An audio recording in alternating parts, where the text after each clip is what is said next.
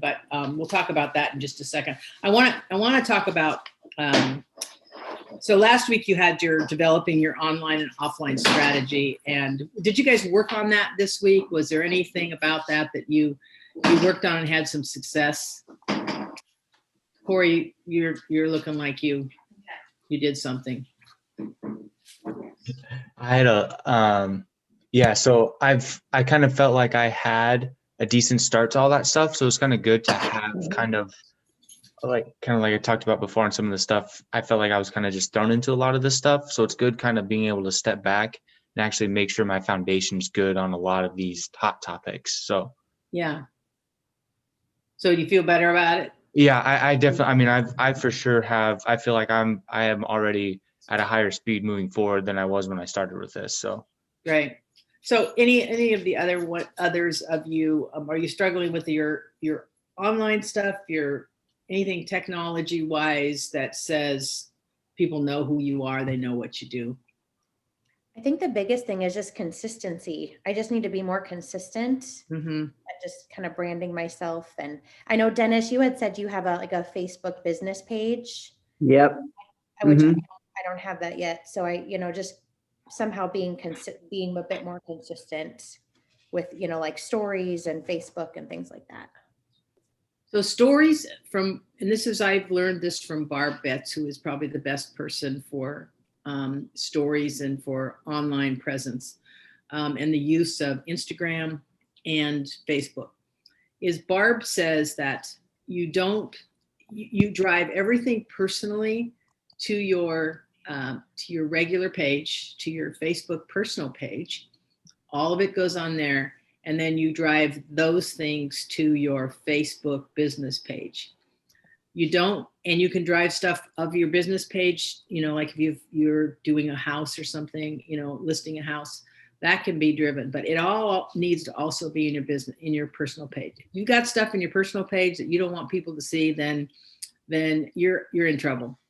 So everything, you don't need to worry about like this huge amount of people agreeing to friend you on your business page as much as on your personal page, because they need to see who you are, not just see that you're just this business person. It's this combination of both that really develops relationships and develops trust more. So I always question when people say, well, that's my personal page so I can post what I want. No, you can't, because people will see it. Even if they're not friends with you, they can go see it. So,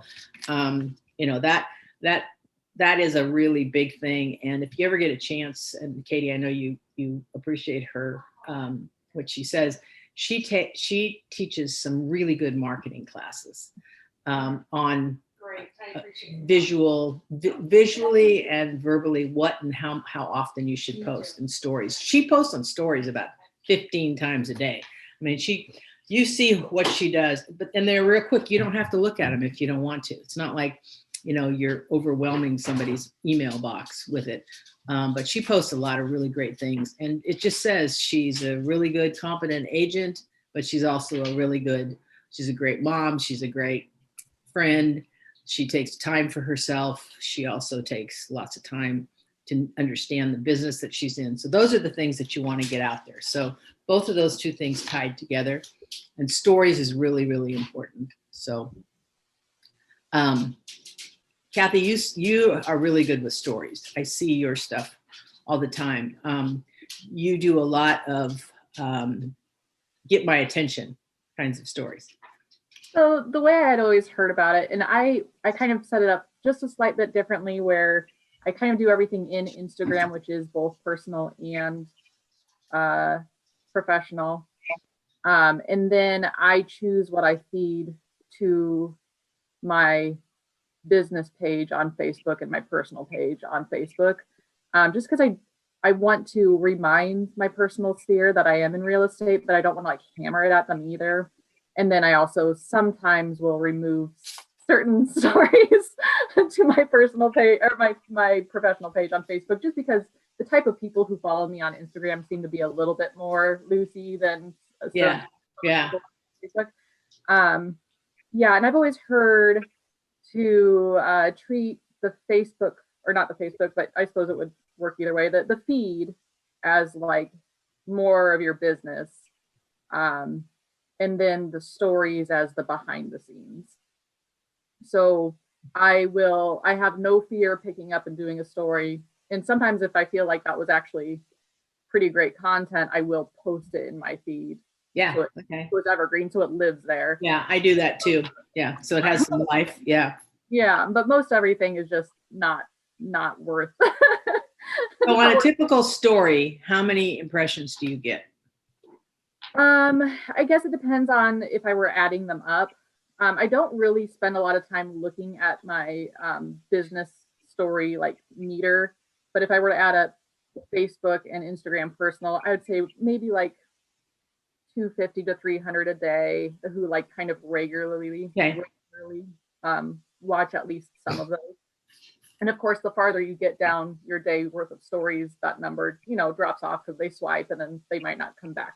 Right. That day. So it's something really important to say. Make it your first thing of the day. So you have some success there. What about the rest of you? Bridget, Paul, Dennis, Scott? I haven't done any stories.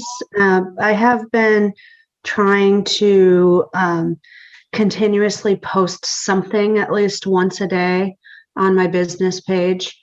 And I've been trying to get myself to put a video on at least like once a week is my goal.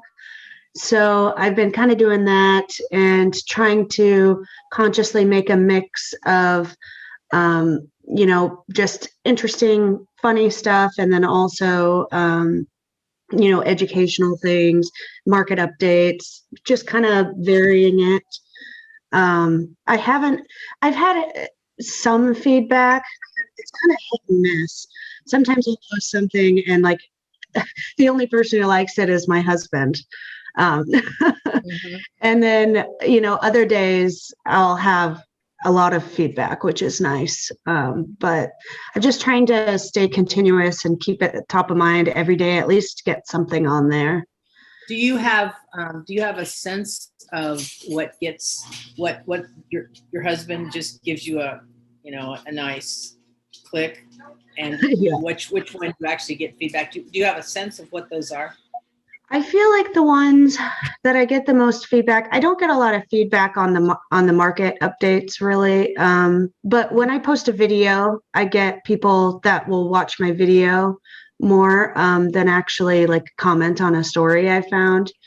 I've gotten quite a few views on my videos, and I've noticed that if it's something kind of more personal to me, that I get a lot more feedback instead of just general real estate information, Bingo, that's what I'm looking for. Yeah.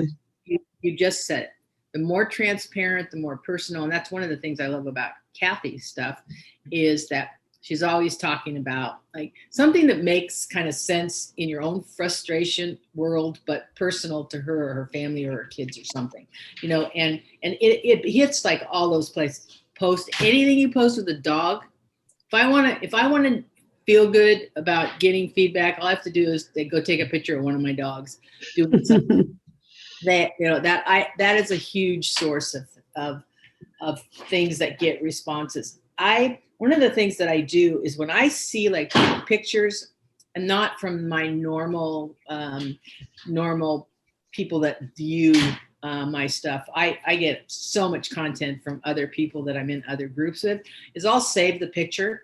And then I have this whole section in my phone that are all these pictures that I'll use like on my stories, or all of a sudden something that's going on, I've got a picture that I can post and talk about whatever that thing is. So I get a tremendous super amount of people giving me feedback on things. And it's probably because I'm incredibly transparent that, at this point in my life, I don't care. I'm going to be transparent without being insultive, of anybody, or I just talk about what's going on with me. And most people don't talk about things that are going on with themselves. So I would tell you, Bridget, if you're afraid to do more videos, and the reason why you get more clicks is because people are seeing you. and they're feeling it. They can get facts. I mean, the facts are great and put them out there, but don't worry about getting feedback from them. People read the facts, you won't even know they read the facts, but they just don't want to say, there's nothing they can say. So just knowing that. Yeah. Scott, you're shaking your head. How's your stuff going? Oh, it's going good. I don't have a huge online presence. To kind of give you an idea, I don't even know what the difference between the story and the feed is. Okay. Everything pretty much just goes to my feed. And again, I don't post a whole heck of a lot. I just have one page, and it's kind of business and personal. I haven't posted out just the business page yet. It's set up as a personal page, but there's a lot of business stuff on there. I'm going to kind of focus on that this week. I took the whole week off this week, and I'm going to play a little catch up. Good. You know, I'll chime in for just a moment about that. You know, I only have one page that is Tim Reeder. It's my Facebook page. It's a personal page. I just, you know, I post things about real estate. I got to be careful because I have to make sure that it says Tim Reeder, real estate agent, blah, blah. You have to kind of follow the protocols, but I don't have a separate business page. To Carol, I kind of have this sense once I was a realtor and I started marketing, like I'm a realtor 24/7. This is who I am. And so to your point, when I don't do as nearly as much as I should, although I do have a new marketing person that I'm working with now, so you might see more coming up. But I find when I post things about my family, when I post things about my dog, when I post things about my house, I get the most engagement and the most interest. They don't really care. They know that I help people buy and sell houses at this point. Yeah. They don't care. They like the human side.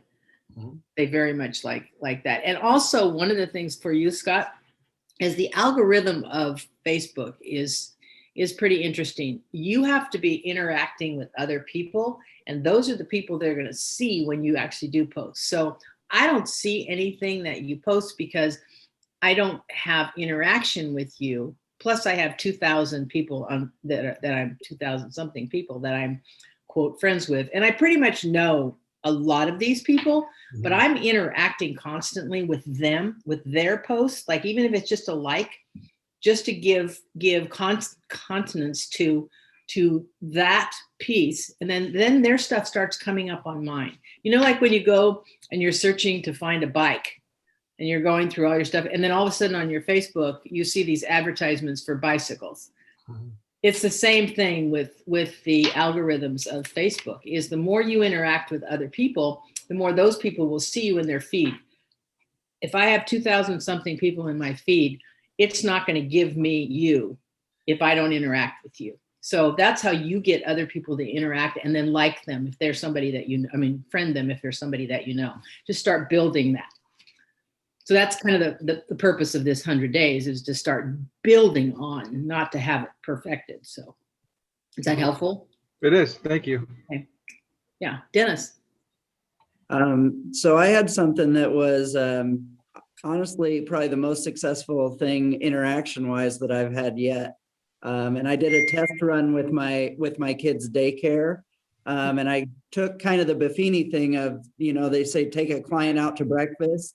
But with COVID, you know, not really doing that. So I went to Sam's and got a tray of 15 Otis Spunkmeyer muffins for like $10, and put my business card on it with the referral sticker.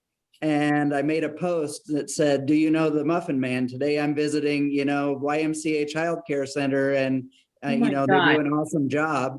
And I posted that on my business. So the business thing on Facebook, it's from your personal page. You just create, you know, like a separate business, kind of like a tab. So I posted it in my business thing, shared it on my personal, and 2 of the teachers from the YMCA Child Care Center also shared it. I looked this morning, I had 455 views on it.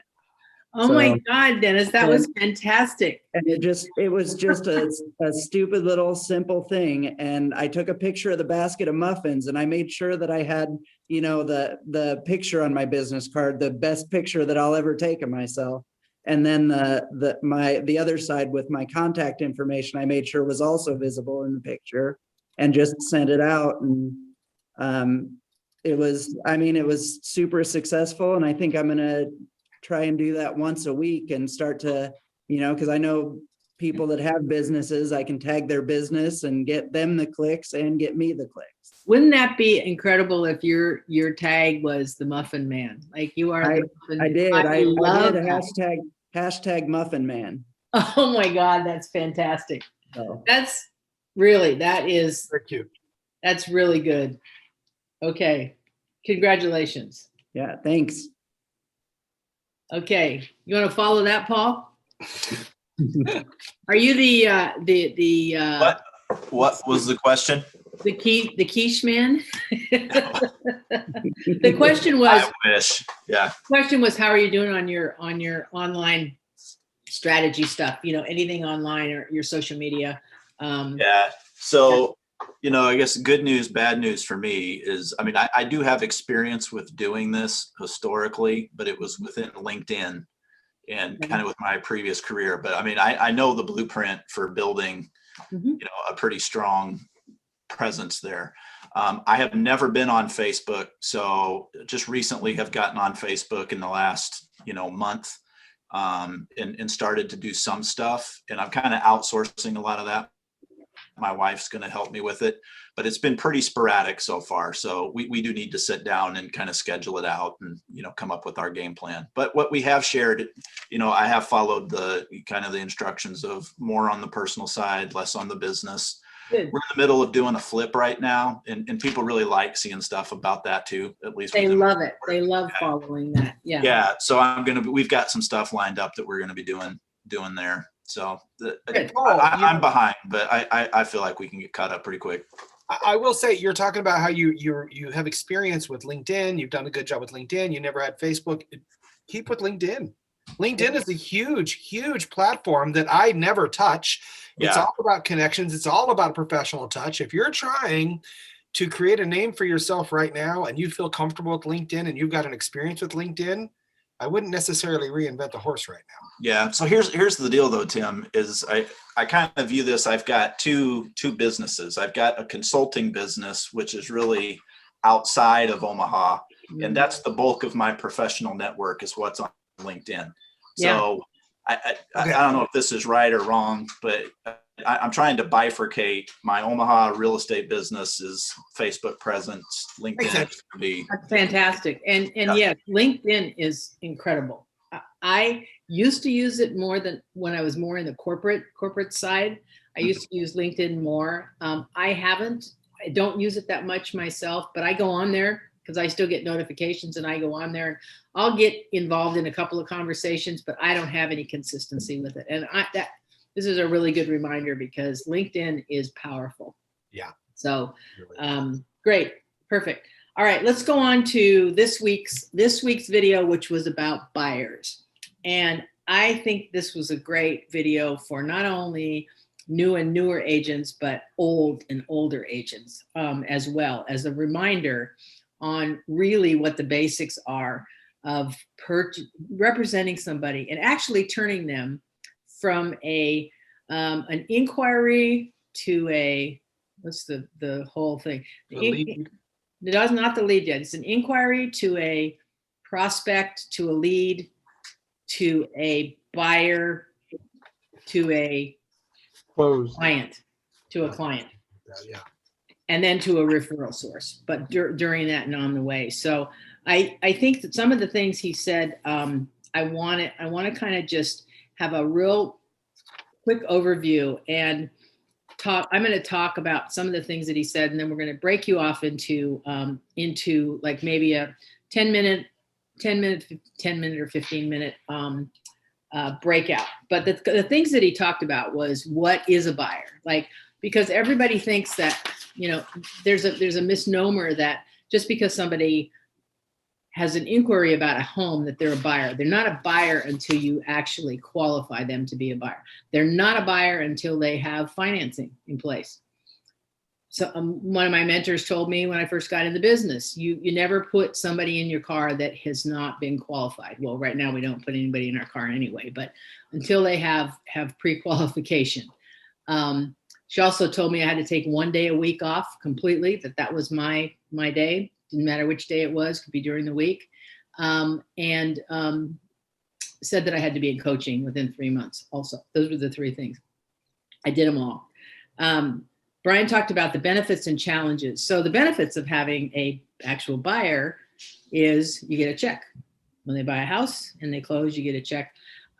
Also, the one huge benefit that many people leave on the table is during the process of buying a house, they are actually doing the business of buying the house. So they have that feeling of, you know how when you're doing something, you're constantly like seeing that other people are doing it. It's this feeling like, oh, well, now I all of a sudden notice that so-and-so is buying or they're going to buy.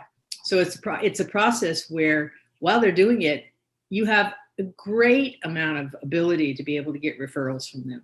But you got to start that out at the very beginning. And then you can eliminate people with lack of loyalty by converting them into being actually your clients versus just a buyer. So the difference between being a client and a buyer is that a buyer is just somebody who wants to buy a house, period. That's what a buyer is. Whether they're qualified or not is a whole nother story. Why they do business with you is going to be because of how they value you and they value what you bring to the table. I want you guys to be really, really clear on what your value is and not something that's just esoterical of, well, I'm always available. That's my value. I'm always available. I'm really nice to people. I listen. I'm a really good listener. I think being a really good listener is something that you get that qualifies you by the kind of response that you get from people, not by you saying that you're a really good listener. Because there are people that are really good listeners. Like I can be a really good listener and be completely distracted with something else and have no idea what just went on in that conversation. So are we really a really good listener? So I want you to, this is something that you guys are going to talk about in the breakout, is I want you to talk about like what value do you bring to the table to a buyer? What value do you want to be able to bring to the table that you don't feel really comfortable with yet? So that's one thing.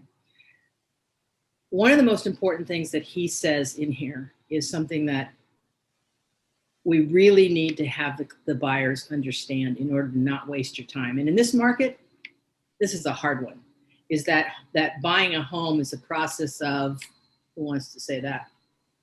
Process of elimination, not a process of selection.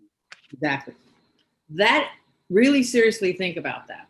It's a process of elimination, not selection. So when you have broken your neck to get somebody into a house that you feel like they need to write an offer on, even if it's going to be multiple, and they say, I don't like this house because it doesn't have granite counters. Like, don't beat them with a stick. Tell them, hey, great. Now we know what you don't like, because it's better to know what you don't like than what you do like. I have had clients, and Tim, you've probably had them too. You guys maybe have even read it. They like everything. Oh, I like that. Oh, yeah, I like that. Oh, you want to live here? Oh, yeah, we might want to live there. We might want to. That is so hard. And actually, right now, I talked to a buyer last night that called me that they have NIFA. This is okay. They want something under 200,000. They have NIFA. She wanted to be very clear, not paying more than I think a house is worth. Not buying a house without knowing that I've got an inspection.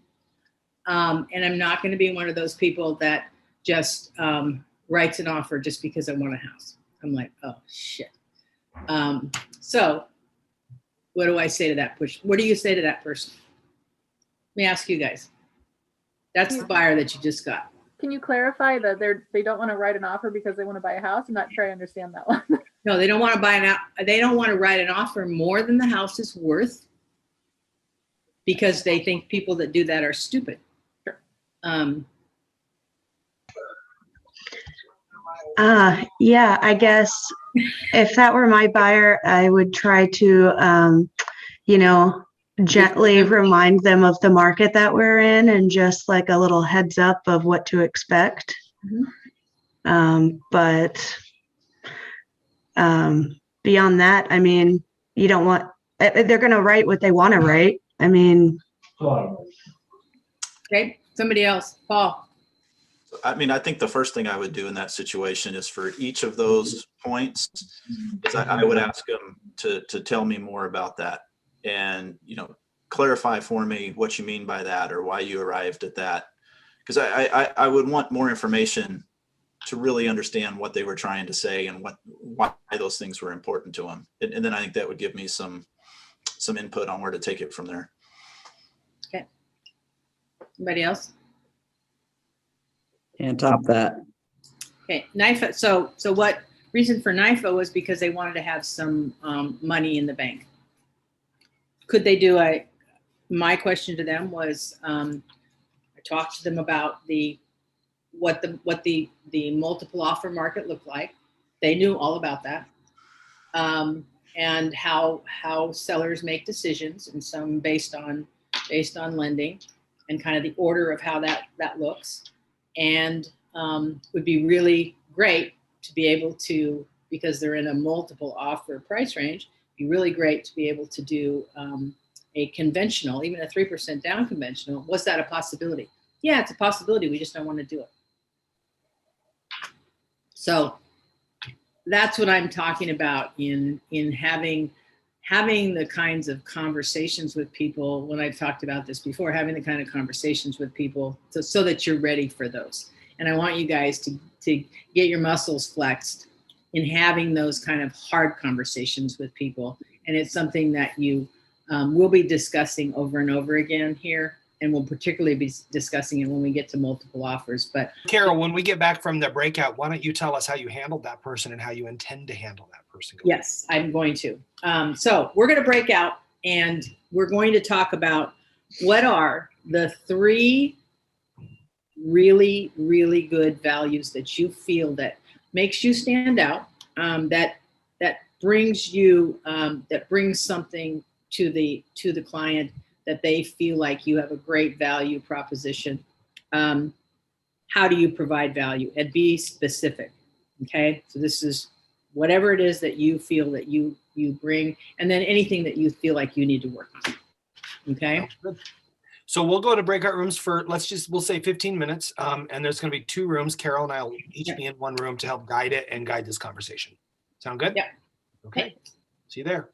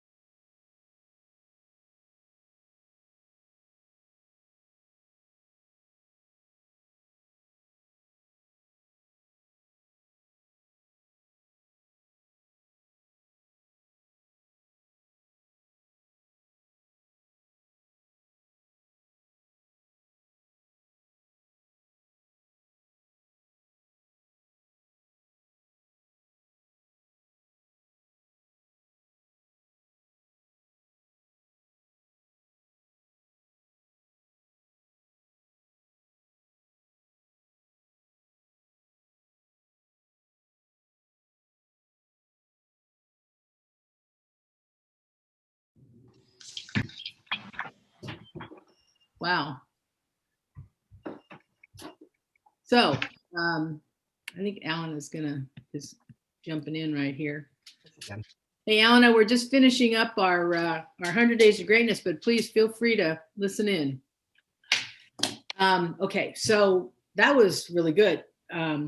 We got a lot. How about you, Tim? You want to talk about? There were some good things, yeah. So now I have to admit, I have to be totally honest. I had to step away up for a broker call, so I didn't get everybody's. But Kathy, so actually, I'd like Kathy to start because I didn't get to hear what she said.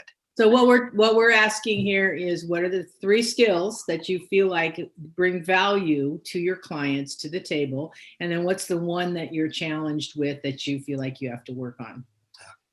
And I will say that I got feedback during mine that makes a lot of sense, but I haven't had enough time to like go back and restate it. So I'm just going to say it the way I did. Okay. What I said was that I'm a constant learner, and I have a way of interpreting that and teaching others what I've learned in a way that is easy for them to understand. Another is just my marketing background is something that I think is a big value to both myself professionally and to my clients in marketing their home. And there was a third one, which is escaping me at the moment. Oh, it's just relationships. I have the ability to forge quick and pretty strong relationships with people that I think is of great value to both of us. I would say, we didn't really. I guess we kind of skipped the struggle part. Yeah, I guess we kind of did. Well, do you feel like you have a struggle? Are you struggling? I would say I'm kind of a process person, and this isn't really that much of a process job.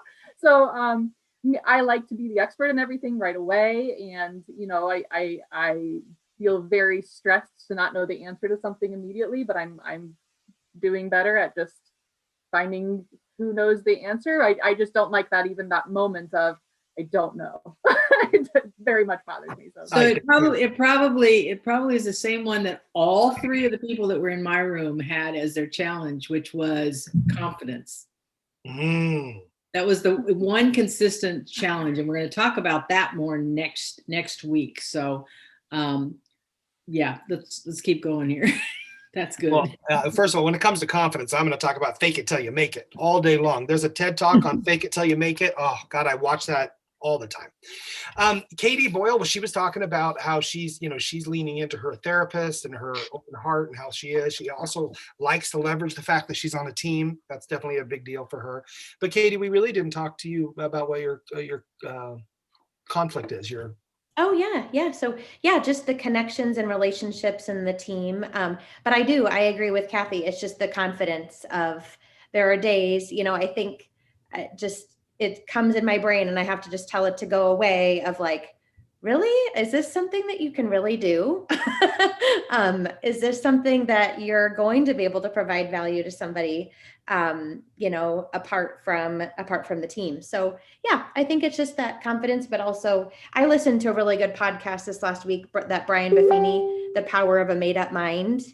And I think it's just really like just telling yourself and continuing to tell yourself, make up your mind that you're going to do this and you're going to be successful. So like great. Tim and Carol, can I ask a question or share? So I think my struggle right now is, and this is related to confidence too, but I think it's more concrete in my own mind, what would solve that for me is, I think one of the great values in a business where there's not a lot of differentiation is experience. What's the experience that you deliver to somebody? And I don't have enough experience yet to be able to connect in my own mind.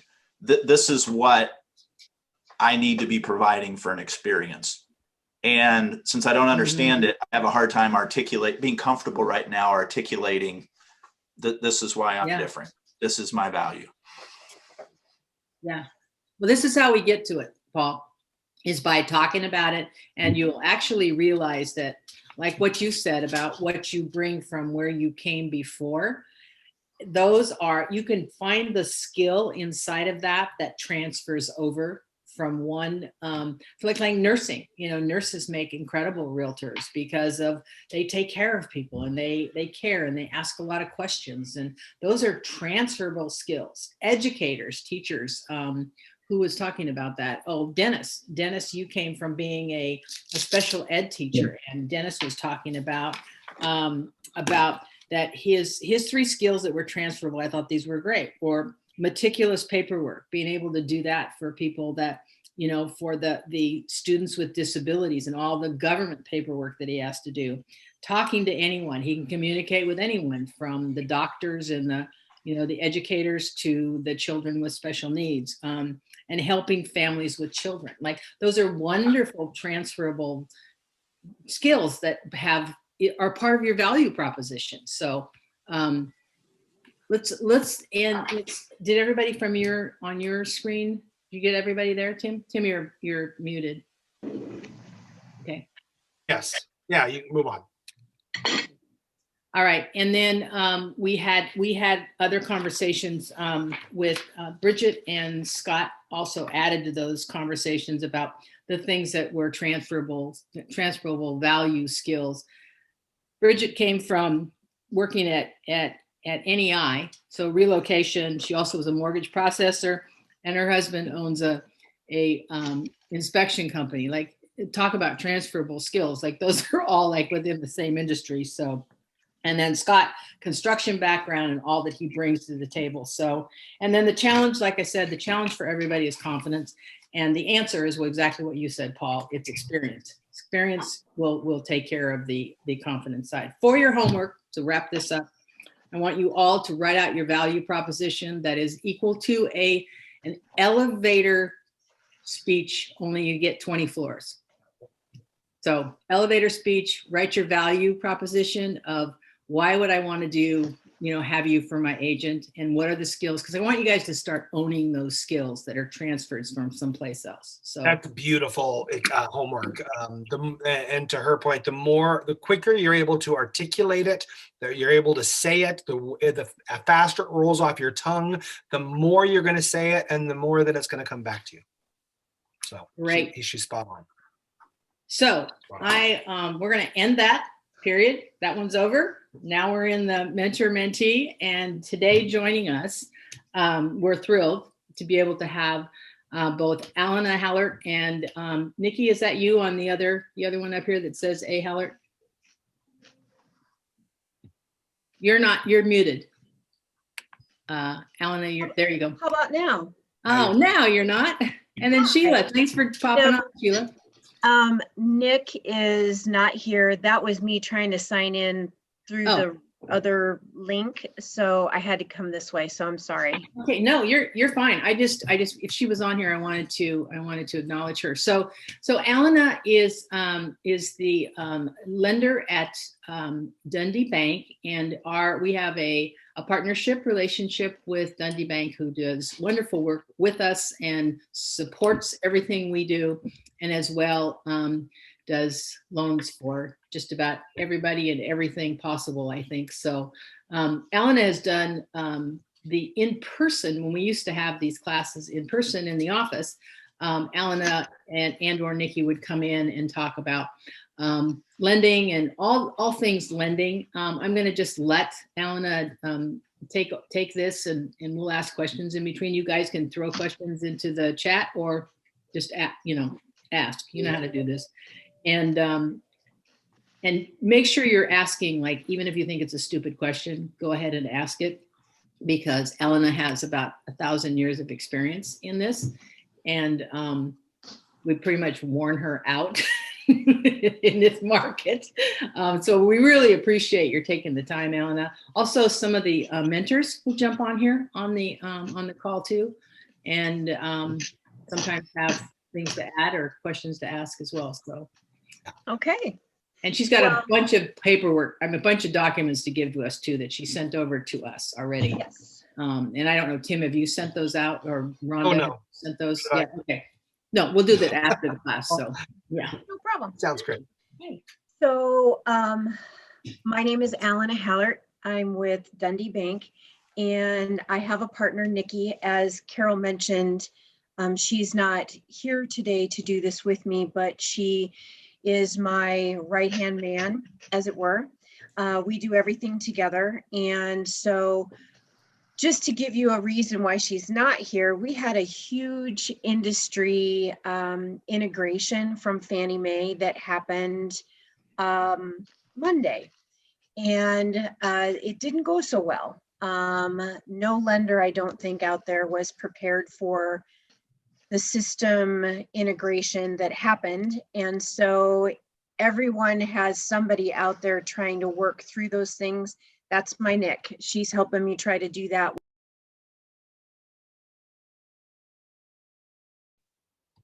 Alana, you just became muted. Can you unmute yourself again? Sorry about that. How about now? Can you still hear me? I can't hear you. Okay. Okay. You're good. Good. You're No, good. Sorry. that's okay. So that's why she's not here. That's just the short version. Anyway, a little bit about us. Nick and I have been in the business for, like Carol said, about 1,000 years. I've actually been in it since 1993. Nick's a little bit younger, but she has been in it just about as long. We have a lot of combined experience, and of course, in our team that we brought over to Dundee a few years ago, we have underwriter, processor, closer that have equally as much history. So it's a very seasoned team. So first and foremost, we are a partner with Better Homes. When Tom approached me to do this, we agreed to always be a resource. So even though you may have a different lender partner or a transaction that's going with someone else, if you have a question or a concern or just want to talk through a situation, we are your go-to people. So don't ever worry about whether or not we're the lender on the file. If you feel comfortable talking to us and having us, brainstorm with you or even role play with you on how to interact with other lenders, that is an open conversation that we're willing to have at any time. As far as our partnership with Better Homes, I sit in an office out at Lakeside. So I'm here. With COVID, it's been kind of hit and miss as far as how often I'm here, but I try to be here as often as I can. And so you can reach out to me on my cell phone. That's the easiest way. Our landlines are pretty busy right now. So feel free to jot the phone number down if you want. I can give it to you later too. 402-618-6454. You can text me, call me, email me, whatever works. We try to monitor those lines of communication pretty much 24/7. So feel free to reach out. So all that being said, we have a lot of history that we can help with experiences that we've run into. I know that starting out, many of you are just starting out. Many have already been doing this, but are maybe doing this as a refresher course. Having a lender partner that you can talk to about different situations or work up cost sheet or give you insight into different plans of attack, if you will, to try to get a contract accepted. That's a very big piece of your tools that you want to have access to. And I'm sure that in your other mentoring classes, you've probably run into the fact that you need to have a lender partner.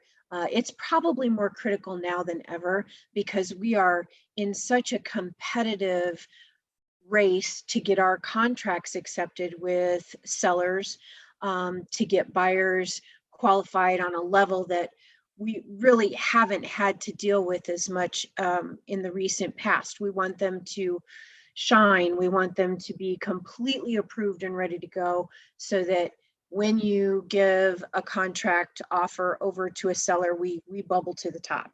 So in having that lender partner in your pocket, it just gets you ahead of those that aren't proactive about doing that.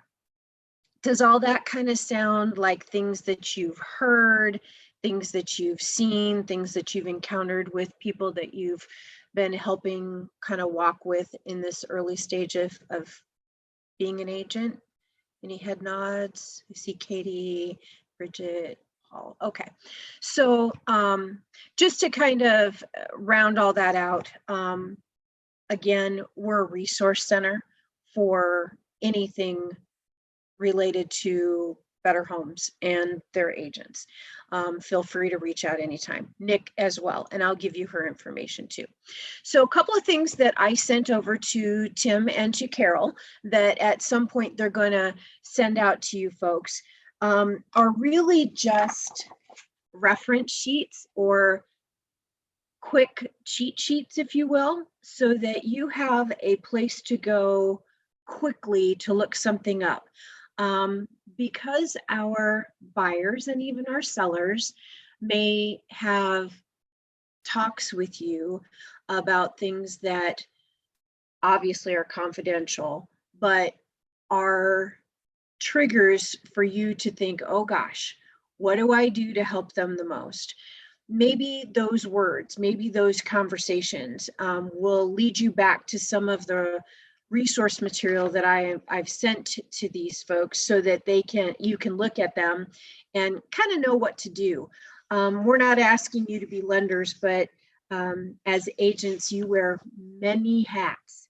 You will be their counselor, you will be their financial planner, you will be their, go-to person for just about anything during the time that you're with them. And then, of course, even afterwards, as you continue your relationship with them once they're done. So sometimes having these little tidbits of information at a quick click can help you navigate through those things. So I've given those to Carol and Tim, and they're going to hand them out. What you're going to see, and I'm just going to, not very good with Zoom here, so if I block the camera, forgive me. I did a packet that's going to look similar to this. It'll be colored, but it's basically just kind of a quick basics. It's back to basics. And within it are cost sheets, which I know you've already gone over probably with one of the other agents. But these are our cost sheets. These are Dundee banks that are within this packet. And it breaks down all of the different types of programs that are out there because you're going to encounter them if you haven't already.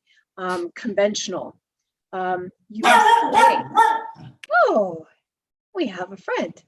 And then we also have VA, FHA, you have first-time home buyers, you have them all. And so within that packet, we've tried to spotlight a lot of those things. We've also spotlighted terms that you're going to hear, verbiage that you're going to hear, things that maybe you're not quite familiar with yet, and wonder how those get integrated into everything we do, because at some point down the road, it'll all become common knowledge and you're not going to need to refer back to the kind of the basics of everything. But in the beginning, sometimes it can feel overwhelming because there's a lot going on. You're having conversations with buyers and sellers. You're learning a new purchase contract that's just come out. You're learning what you can and can't do. And now you have finance things to kind of journey through as well. So that's one of the things I've sent out. Nikki and I put together a cheat sheet that will PDF you as well. Gives you a really quick down and dirty on different types of programs, some information about where credit scores need to be, things of that nature. Those are ever changing. Our world in the mortgage industry changes like yours does. And in the last 12 to 16 months since COVID, we've encountered a lot of changes, things that in the 20 years that I've done this, some of it is very frustrating because it's very reactive to risk and things like that from the investors. And so they've tightened up some of the things that we're so used to having control over. And some of that's been taken away over the last few months. Is there end in sight to that? I don't know. It may be the new norm, and that's okay. It was like you folks ran into, kind of like drinking from a fire hose. All the changes, boom, came on because everybody's worried about everything. And I get it, but it doesn't help our borrowers, your buyers, your sellers, because they have a lot of other stressful things that are going on with the buying and selling of homes. So if you already have a lender partner, bear with them. We're still getting a lot of changes that we've got to deal with on a day-to-day basis. So that could be why you're constantly hearing from your lending partners that, oh, that doesn't work anymore, or that's been put on the back burner. For example, one of the things that we've noticed, besides the rates going up excessively in the last few weeks, is that certain types of products are becoming very difficult to find because, again, it goes back to the level of risk tolerance that an investor has when we go to sell that loan to them on the secondary market. They get concerned, they get worried, and so they pull back, and we can't get to those programs anymore. You might have heard that already through programs, niche programs like jumbo loans, things of that sort, where they're a little bit outside the box and you have to be very specialized, and the people that buy those are nervous. And so it's really hard to get to them right now. So far doing okay, or am I just given too much info? Oh, this is perfect. You're really good. Are you gonna talk about specifically the differences between FHA, conventional, NIFA? I can. US, I can do that. Just a quick overview, because I think most new agents, they get a sense of what, certainly cash is, but conventional, but that there's so many other things about conventional, like Sure. different conventionals, FHA, the overview of that, and then when somebody gets hit with, okay, I want to do a NIFA or a USDA. Those two are kind of the outliers. So if you could just breeze on those. I can do that. So real quick, a couple of the other forms that they're going to send out to you, these are to be put in your toolbox. You can claim them and brand them and do whatever you want with them, but they're different things that are needed for our world for pre-approvals. I sent you one of those that has bullet points. Mistakes that your people make without schooling them. Don't go buy cars, don't go, miss payments, don't do some of those things that happen. Do's and don'ts. So these are all just cheat sheets that we're going to get out to you so that you can just have them to do whatever you want, however you want. If you have questions, you let me know. Okay, so there are basically 4 kinds of programs: conventional, FHA, VA, and USDA. Okay, think of them like buckets, 4 buckets. And in each one of those buckets, there are several types of offshoots to them, but they're all under the same, better yet, an umbrella. Okay, think of them like an umbrella. So they still have other options within each one of those groups of programs. Conventional is private sector money. This is going to be your Fannie Mae, your Freddie Mac. Those are the terms you hear. Those are the investors that are buying our conventional loans. The sandbox that the conventional loans are in are tiny. They have very restricted guidelines and not a lot of flexibility to push out to make people fit in the box. So, of course, we love conventional because theoretically they're the easiest to get a contract accepted, but not always. Sometimes it's hard to get people to fit in a conventional box. We have to look for other options.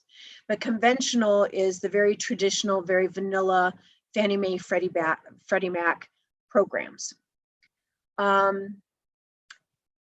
Outside those boxes are USDA.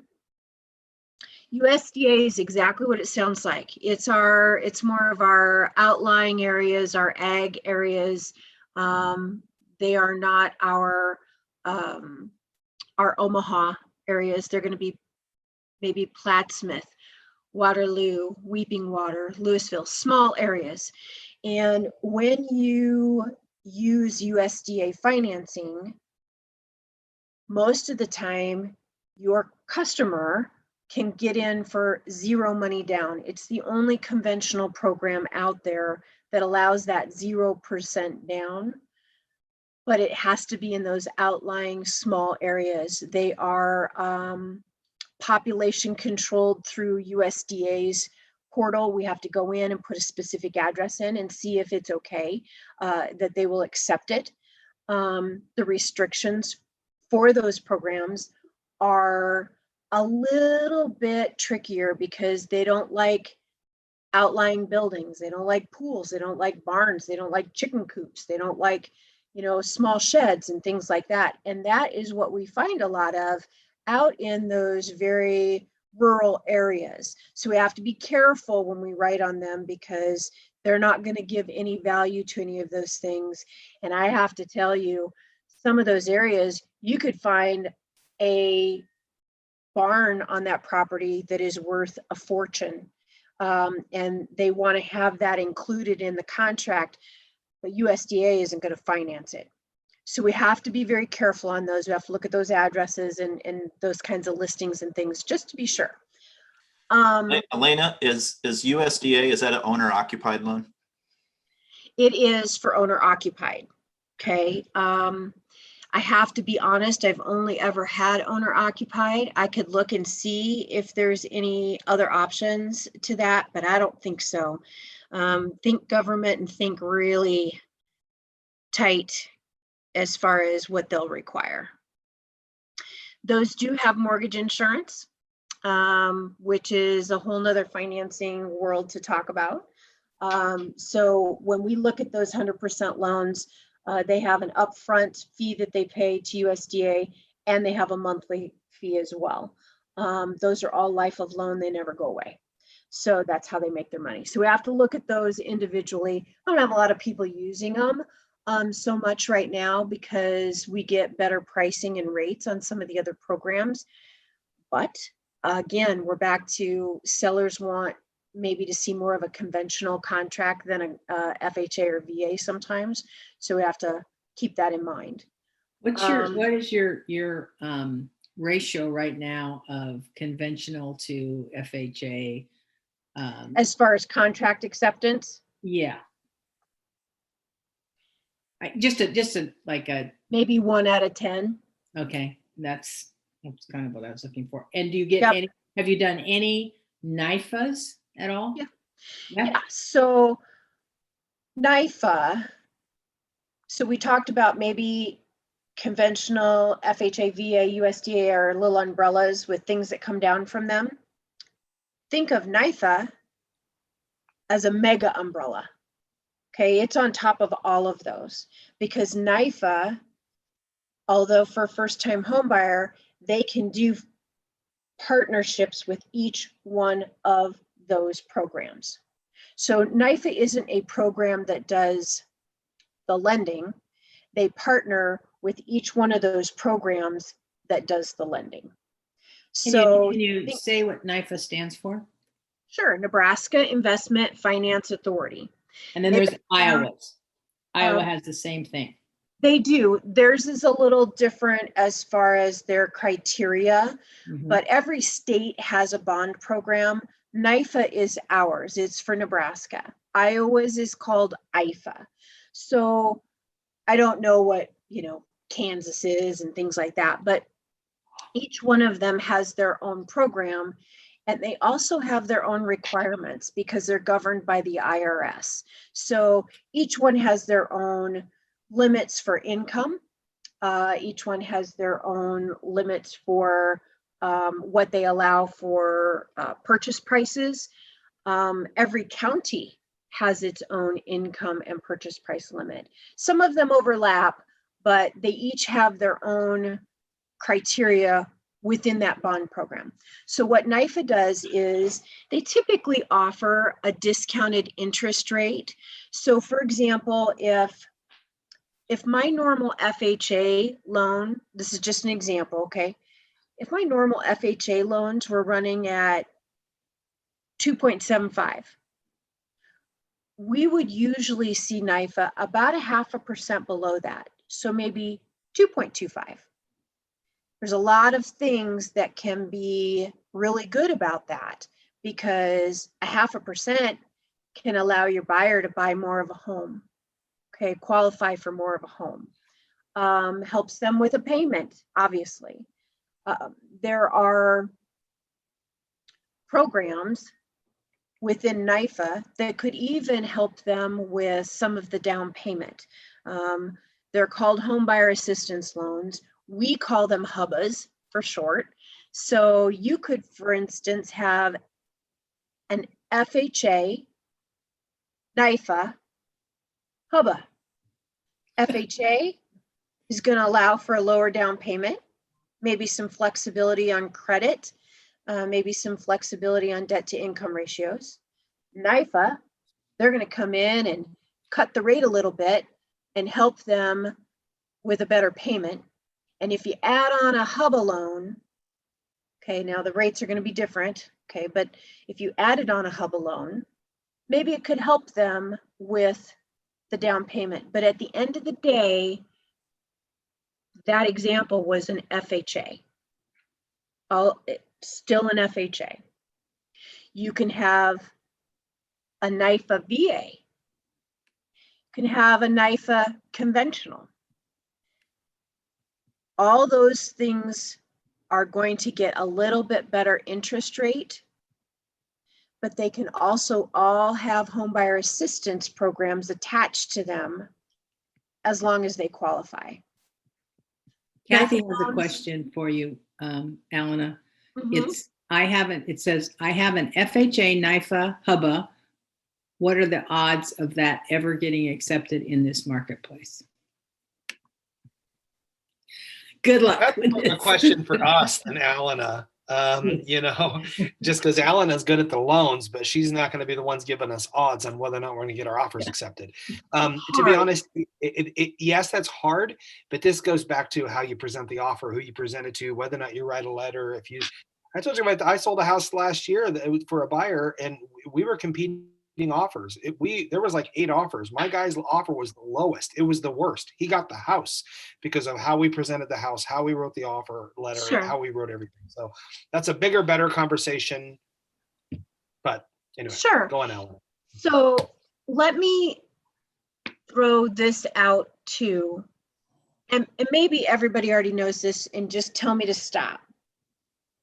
But one of the reasons that we find that our FHA, our VA aren't bubbling to the top as far as maybe the ones that get looked at first and foremost are because sellers are concerned with how appraisals are going to come back. Mm-hmm. That's one of the big reasons. There could be others, but that's the one that I hear the most, is that the sellers fear that when the appraisers that are government mandated come out, they're going to tear apart the house through an appraisal, and there's going to be a list of repairs that the seller has to make. And oftentimes when we do a conventional appraisal, those appraisers aren't looking at it the same way. And here's why. FHA and VA, because they're hired through these government entities, they're certified to look at all the trip and safety hazards that could be on that home. And if they find them, exposed wiring, cracks over an inch, railings that aren't up, decks that wobble, foundations that might be crumbling, something like that, longevity of a roof, less than 2 years. Those can be things that they are required to tag. Now, I'm not saying they always do, but I would say most of the time they do. And that brings up to a seller the thought, if they're schooled by their agent, which is what we would do, because we would want to tell them the differences. If that happens, conventional is probably not going to be that microscopic when they're going through and looking at all these things, because they don't have to be. Does that make sense? With a government involved, we're under a little bit different situation with them as far as an appraiser isn't going to want to lose their license because they didn't do what they were supposed to do. Now, I'm not saying they always tag those things. Sometimes they come in looking like this and, great. But they do nitpick a little bit more. And that's why a seller may say, you know what, don't put FHA and VA on the listing. I just really want cash or conventional. That's what we hear right now the most. Doesn't mean my VAs, I get lots, I do, probably 70% of my business is VA. So I do a lot of VA. Nick does all of our NIFA and she's busy.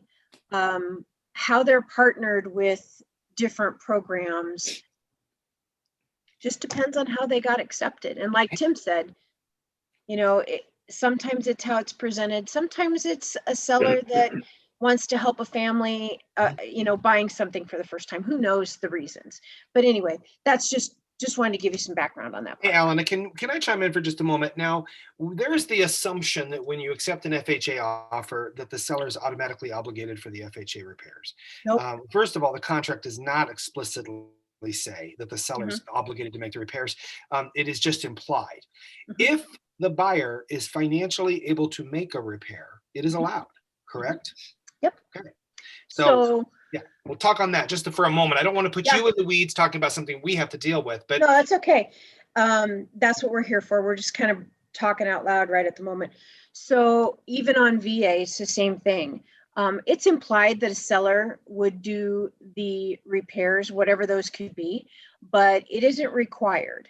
If we have an FHA or a VA customer that has the means to make the repair, as the lender, we have to document that they have the means to do it, because it's extremely unlikely that your seller is going to let them in to make that repair before they own it. And as a buyer, I'm probably not going to want to make the repair till I close on it, just in case something goes sideways. So we have to document what is the repair, what does it cost, and we hold back 1.5 times for that dollar amount that we get for whatever that repair work is. The only repair work that can really be handled in that capacity is going to be exterior. If it's something internally that has to be done, that's really hard to do, because when we close, FHA makes that house be livable with no repairs internally the minute we close. So if you had plumbing issues, electrical issues, things that need to be done inside, we'd really want to look at those and see what they are before we said, okay, the buyer can do them after we close. And that could come back to a lender's willingness to do them too, depending on who you're working with. Because everybody's a little different on their tolerance for getting those loans purchased through FHA.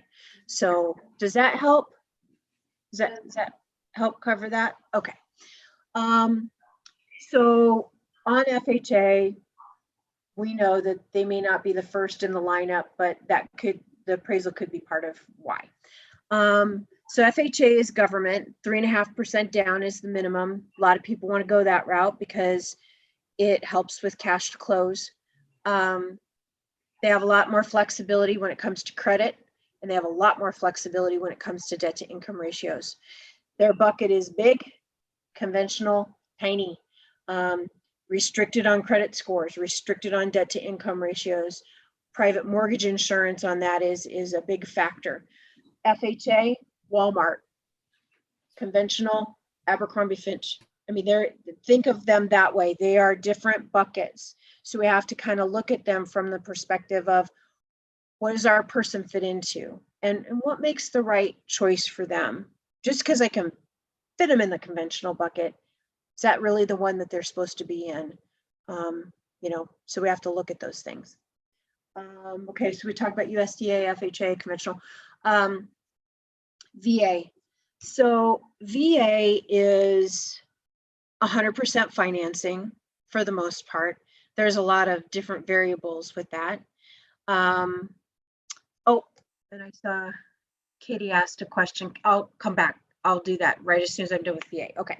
So with VA, they too have an appraisal system where they're going to kind of look for things that make the veteran or the military borrower, not inherit something that they can't fix or becomes a huge problem in purchasing and living in that home. They're pretty strict on that stuff. As far as the financing goes, they have funding fees, which is VA's term for mortgage insurance. They just don't call it that. Those are upfront and rolled into the loan. Those funding fees are determined by their certificate of eligibility. We pull that information and we have a talk with the borrower to make sure that we understand, have you used your VA before? Do you still have a home tied to a VA loan? Those kinds of things are going to change the dynamics of what they qualify for. One of the real big misconceptions, I don't know why it's still out there. It's been out there 20 years and it's never been true, but it seems to continue to float around, is that if you've had a VA loan, you can't have another one, or you can't carry more than one VA loan at a time. Neither one of them are true. So you can have more than one VA loan at a time. We have to determine what that means as far as, can you borrow 100% like the traditional VA, or because you have some of your eligibility on another loan, do I have to require a down payment so you can carry a second VA loan? Those are things that we have access to. You are not going to want to try to figure that out on your own, because everybody's COE, that's their certificate of eligibility, could have something on it that we need to research, or your lender needs to research, and they will. It's very normal. That's part of doing a VA loan. So you can possibly carry more than one VA at a time. You can have one if you've had one in the past.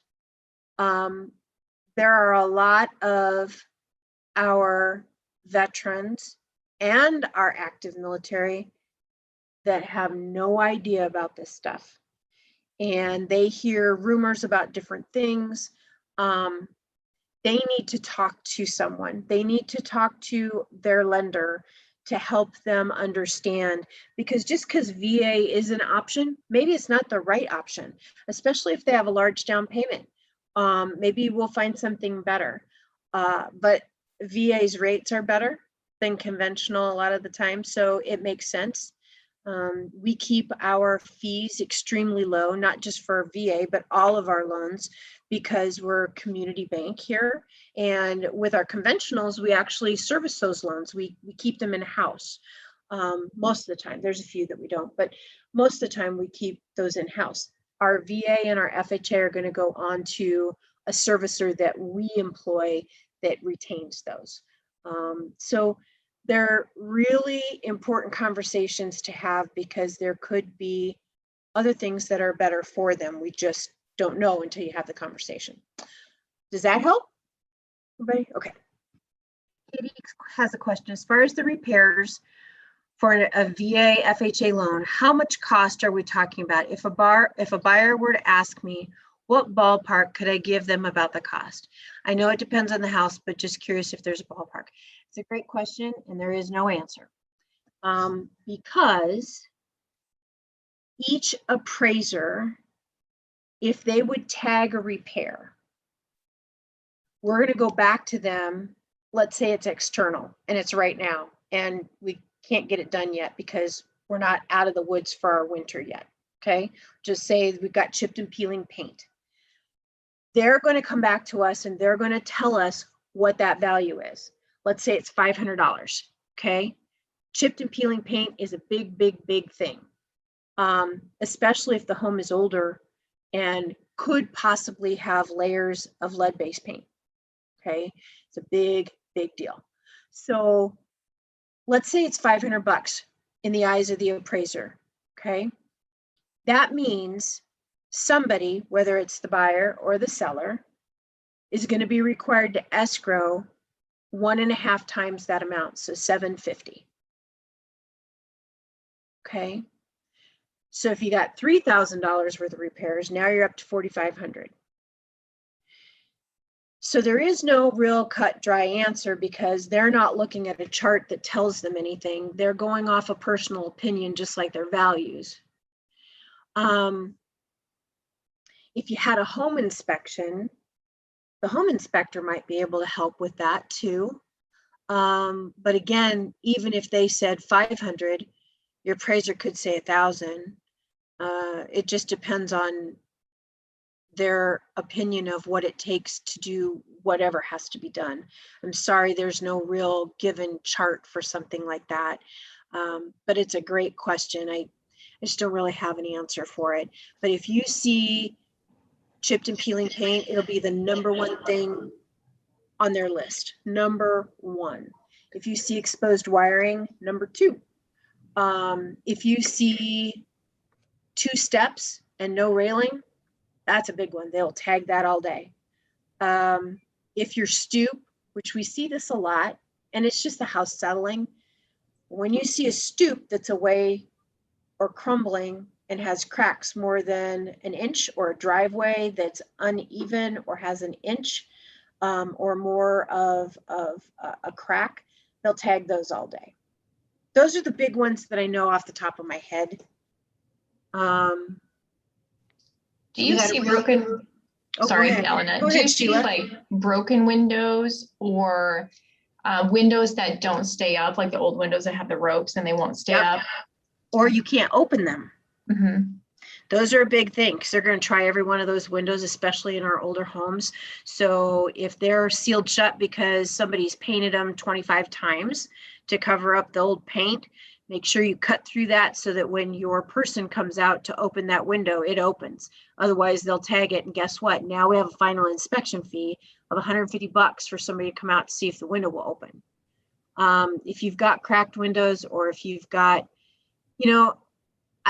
I guess maybe I would defer back to maybe Tim and Carol on a lot of experience with bad seals. Like if you see foggy windows and things, I don't know that they'll tag that. They might, I guess, but I don't know. Tim, do you know?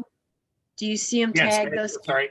Typically, they don't call it out. It does depend on the appraiser because every appraiser is different. Sure. But typically, they don't call it out if it's not too bad, if it's just a little bit of fogginess in there. Sure. But if it's cracked, you're going to get called. It's a whole different story. Absolutely. But yeah, I will say, just while I've got the floor really quick, last year I sold a house, a pretty big historic house in Bemis Park, like $400,000 and some, but we had a hard time selling it just because it was a big fixer-upper.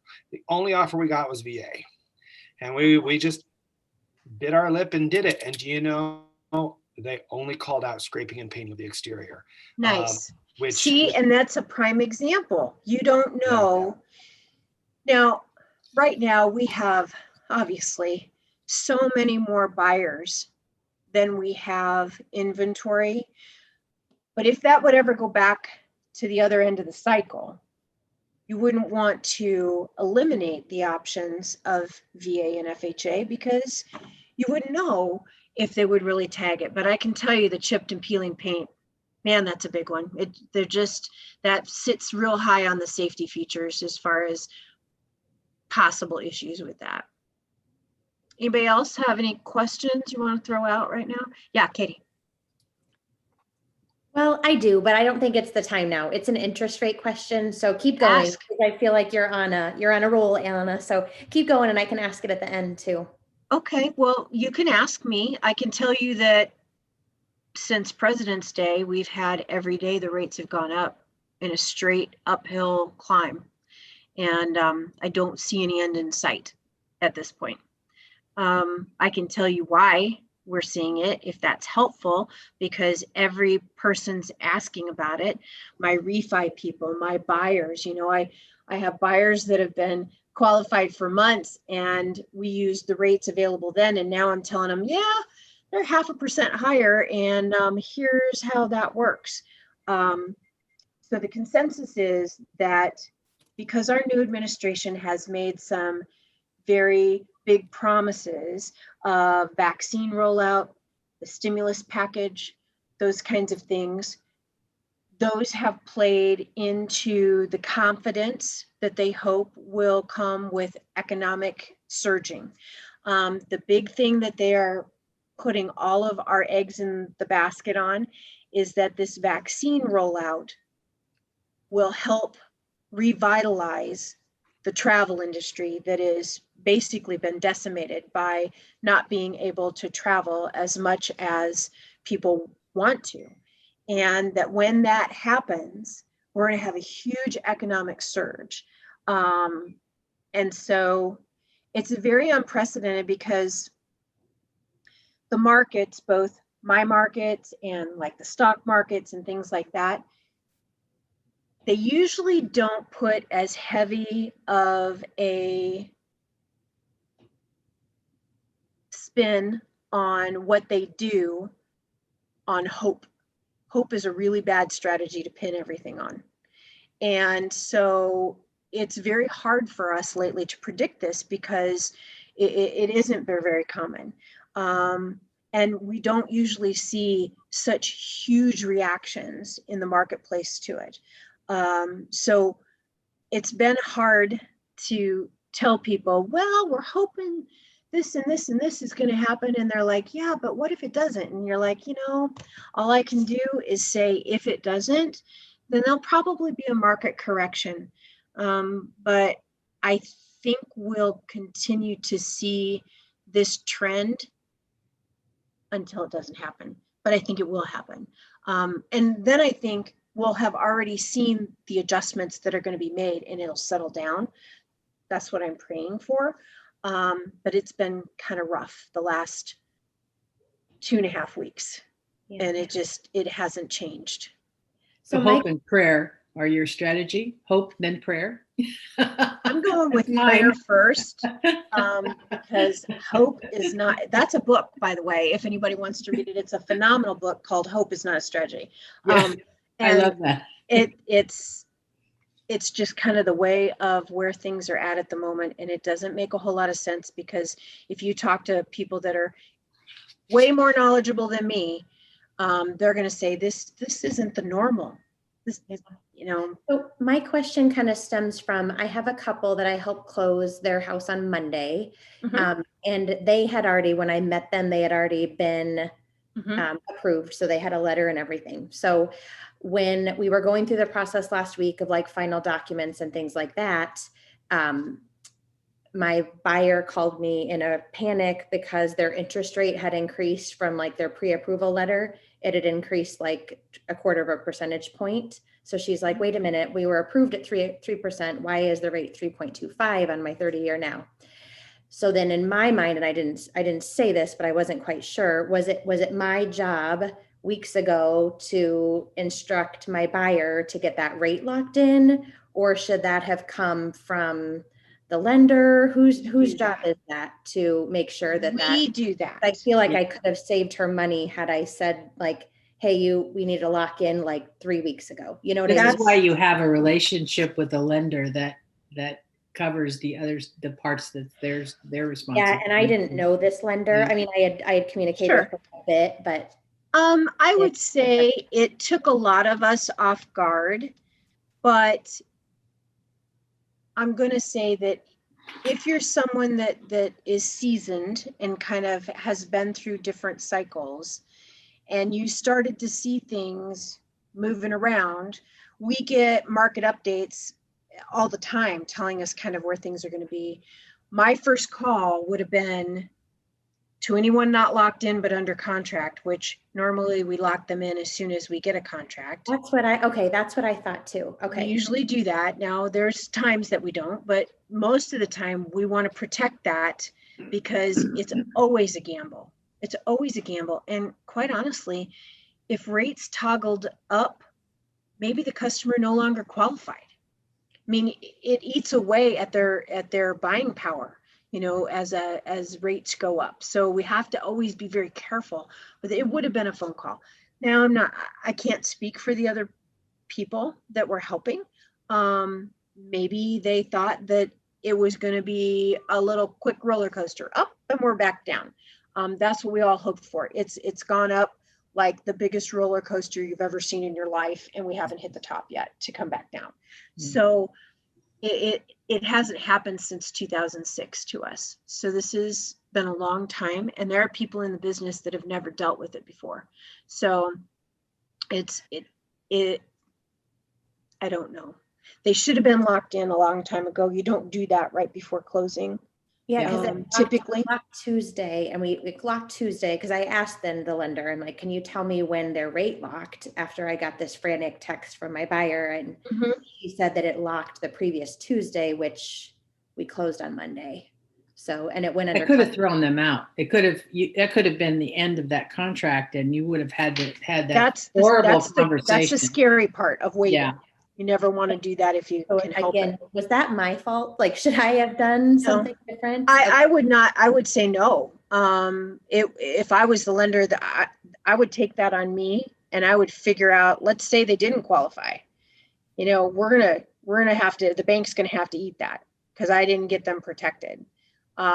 So no, but you can keep it in the back of your mind. That.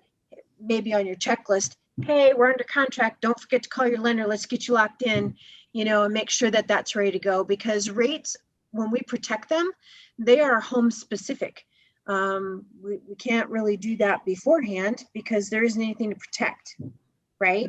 So I don't know price. I don't know property. So when we have those things, that's when we start rolling out. What are we going to do? How are we going to do this?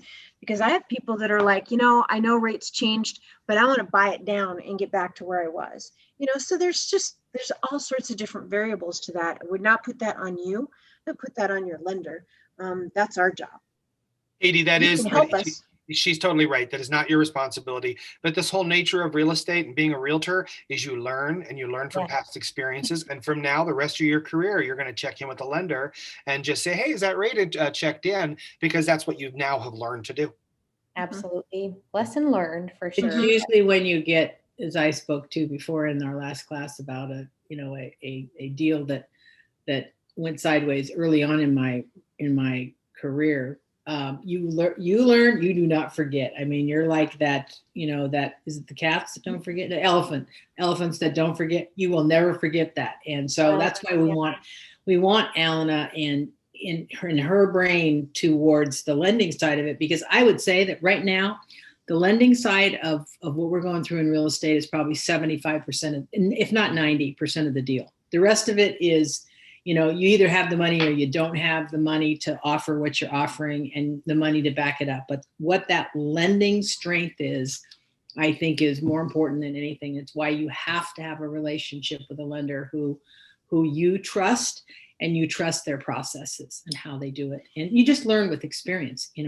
This is probably the best time ever to have that. That was a great question. Well, I have another possibly stupid one. There's never stupid ones. You've heard that the stupid one is the one you don't ask. So ask it. I don't mean to monopolize the conversation either. So if anybody else has a question. It's okay. Ask. Okay. So I was just looking forward to this. So with the financing piece, with the finance, where was I going? Oh, I know. So let's say these people came to me with a letter from Joe Schmo Bank. Now, knowing what I know about Joe Schmo Bank, can I tell them, hey, I know another really great lender. Her name is Alana at Dundee Bank. Why don't you give her a call and just see what she would do for you? But then does that hurt their credit then to kind of shop for a different? That's a beautiful question. You were saying that's a stupid question. That is such a good question. Great question. And I have no clue. Beautiful question. Alana, take it away. So that's really two questions, and I'm going to divide them because they're really, really good questions. Okay. And I have this conversation almost daily with people. So I'm going to answer the second part first, and that's the credit hit. The industry itself isn't going to weigh inquiries heavily unless they're excessive. they're going to expect you to do some research. They're going to expect you to do some due diligence. If you have 2, 3, 4 places that you're checking and they run credit on you within a 30-day time frame, very minimal impact. Not saying it can't impact, because if you have somebody that's very marginal, then it can. Okay, but if you have somebody that's, let's say, pretty basic and you know, they're solid, doing that kind of research, I would encourage it all day long, because it takes a lot of anxiety out of their research and what they're doing. Okay, so it makes them feel a lot better with the choices that they make. Makes your job really a lot easier if they're not all panicky and not knowing what they're doing. If you exceed that dollar or those inquiry amounts, let's say you go 5, 6, 7, 8 places, and you're going to be looked at probably at that level for inquiries as excessive. And even then, inquiries are not a heavy hitter when it comes to the scores. Yes, they can have a small impact, but really, unless they're a marginal customer, I would do what you need to do to make yourself comfortable. Try to get them within a 30-day time frame. You exceed that amount, they're going to start to look at it from an industry standpoint as maybe too much. So I tell my people all the time when they bring up, hey, I was talking to this other bank and my agent referred me to you, and you know, I'm concerned with you pulling credit. I have the same conversation with them.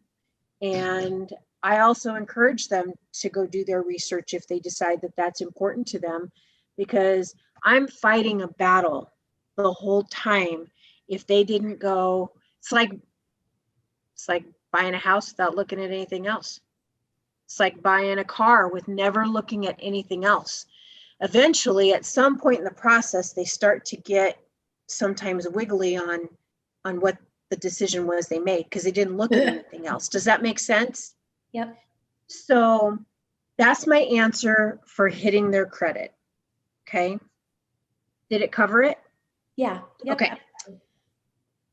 I do second opinions every single day, because a lot of folks come to my agent partners and they are already attached to somebody.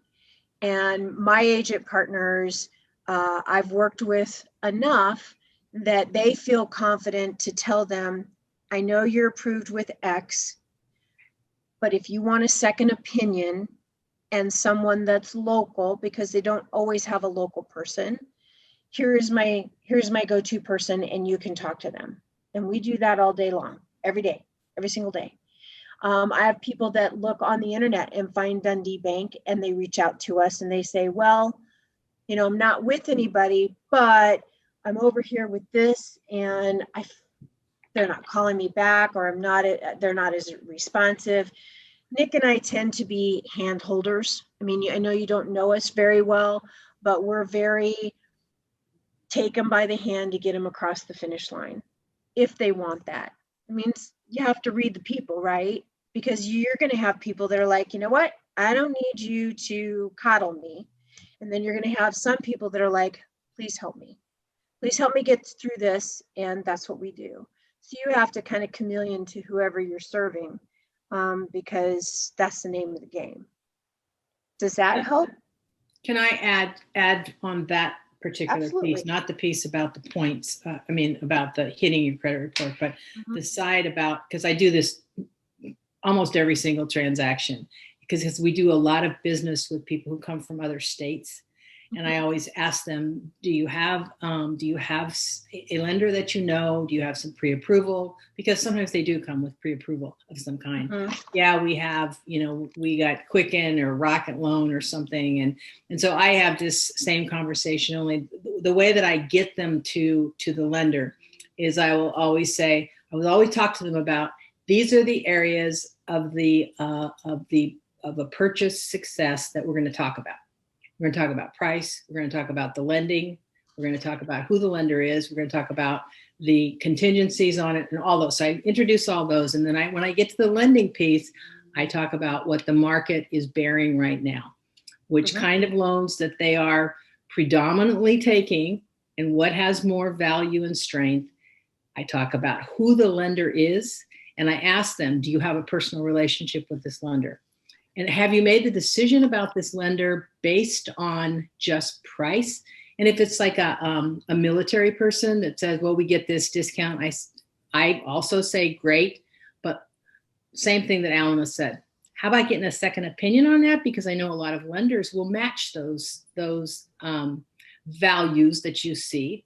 And in the end, that will be taken care of. But really where we need to make the decision is based on how that person processes and if this market knows who that person is and their reputation, because that can make the difference in it all. So how about if I connect you with a couple of people, I'll have them give you a call.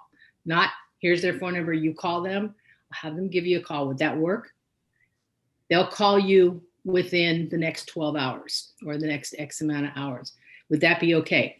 Then I send them their phone number.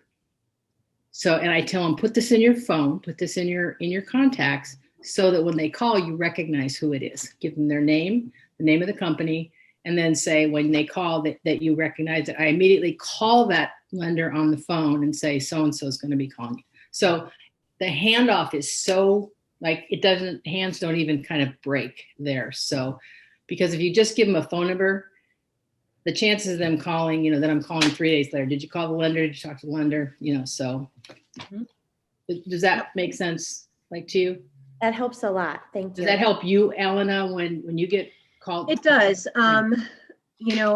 Most of the time, the people that I work with will use our cell phone. Unfortunately, our landlines are just kind of overwhelmed at this point in time. So picking up the messages that come in on them are hard. So instant contact is going to be cell phone, texting, calling, emailing, making sure that there's a good communication there is going to be vital. Time is of the essence, right? I mean, these houses are off the market within an hour. So we can't be behind that timeline or we lose before we even start. Tim, do you raise your hand? No, I'm just sitting here working. Stretching. Okay. I'm listening and I'm writing out personal notes. Well, I want to be a good steward of your time. And I know we were going to do a noon to 1. Was this helpful? Oh, God. Did it give you some tools to put in your toolbox? Hopefully it did.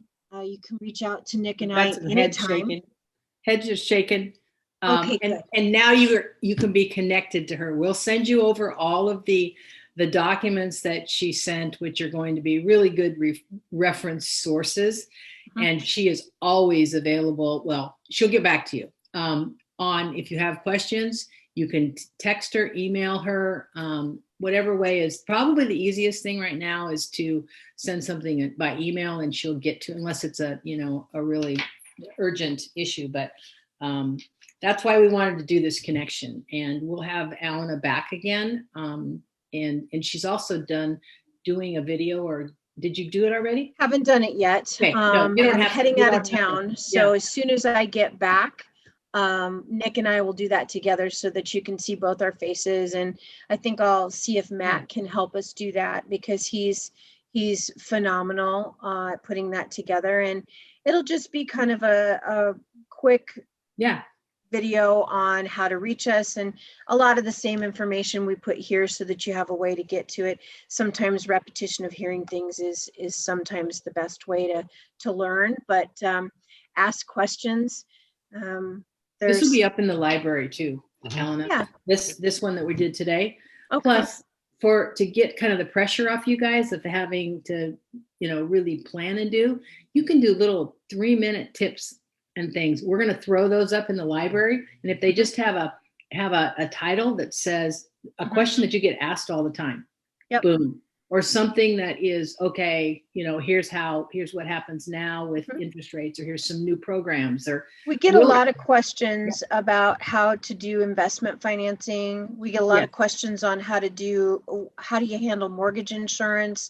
Not necessarily that you're dealing with what kind of MI a person has, but just to have an understanding of if they come back to you and they say, hey, my lender just told me that I should do single pay MI. And you're like, well, what the hell is that? I've always seen it as monthly.